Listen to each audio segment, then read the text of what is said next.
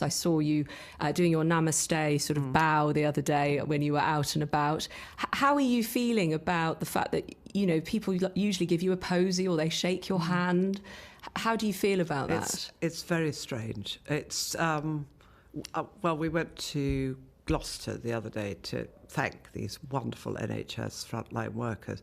But I wanted to go up to them and shake their hand and say, you've done such a wonderful job. And it didn't feel quite the same as standing on my little circle.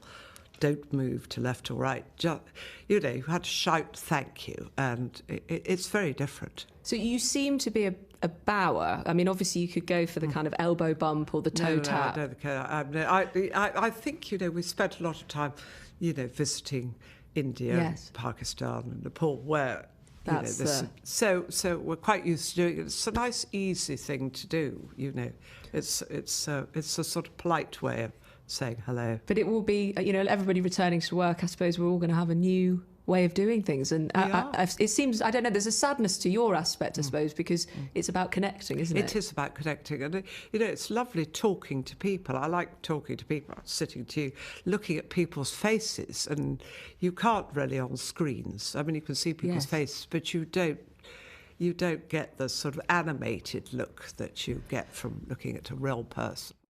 Said there about the connection and the importance. Obviously, you've been keeping in touch with your children and grandchildren, or trying to, I'm sure, like everybody else. Are you a Zoom granny? Are you a FaceTime granny? None of these things I could do before lockdown.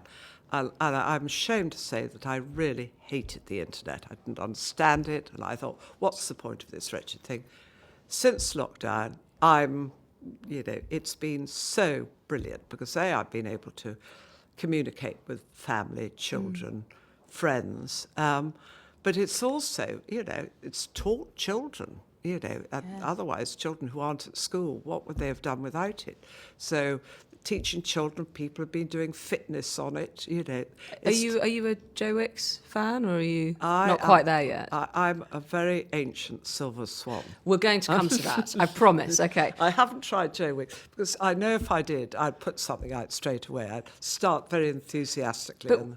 But just thinking about lockdown, we're starting to come out of it a bit now, and people are being able to be reunited. We've heard from a lot of our listeners, you know, many of whom desperately missing their grandchildren as well. That was the worst, yes. I was going to say, and I read that you had seen them but socially distanced. It's so hard, I imagine, not to touch. So hard, you want to rush up and hug them. You know, that's the most... You eventually get to meet them, and you're so excited because you haven't seen them for 3.5 months. And, you know, your first reaction is to run up and hug them, and you have to sort of put up your hands, and, you know, they have to sort of... It's a very odd feel. I shall look forward to the day when I can really give them a huge hug again. We mentioned Silver Swans. I want to talk about fitness, if I may. What is a Silver Swan? Well, a Silver Swan is a very ancient ballet dancer.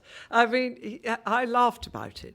I went to visit the Royal Academy of Dance, which I'm a patron of, and they said to me, "Oh, you're going to go and see a Silver Swan class." And I said, "Oh, Lord, oh dear, what is it a lot of very old people doing ballet?"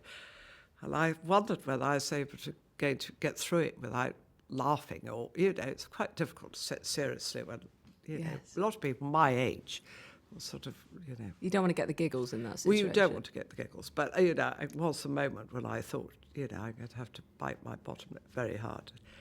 I couldn't believe it. They were brilliant. They were completely brilliant. You know, they all, I think some of them probably had been ballet dancers, but nobody sort of fell over or looked undignified or looked ungraceful. And then the lovely teacher, Sarah, said to me after, "Would you ever be interested? Have you ever done ballet?" I said, "You know, maybe when I was about 5. But so I gathered together a group of likely candidates in the form of friends the same age as me, and I said, "Look, you know, we are going to be Silver Swans." They all howled with laughter and said, "You must be joking." So I said, "Well, come on, let's give it a go." So we all arrived in our, you know, black leggings and T-shirts ready for the dance, and we did think, again, we'd be getting complete hysterics, but we all had to concentrate. We concentrated so hard that you don't dare look to left. So there's or no right. wine you or just gin. watched Sarah. There's no drinking during these this. wonderful things. You've just got to concentrate. You've got to zone in and do it. But I did hear the odd sort of crash to my left and right. And you've kept doing it. I mean, this is the thing. It's important. Yes, lockdown. I got it on Facebook, so I got Sarah on Facebook. But then I managed to, obviously doing something wrong, did something to my back, so I had to lay off it for a bit.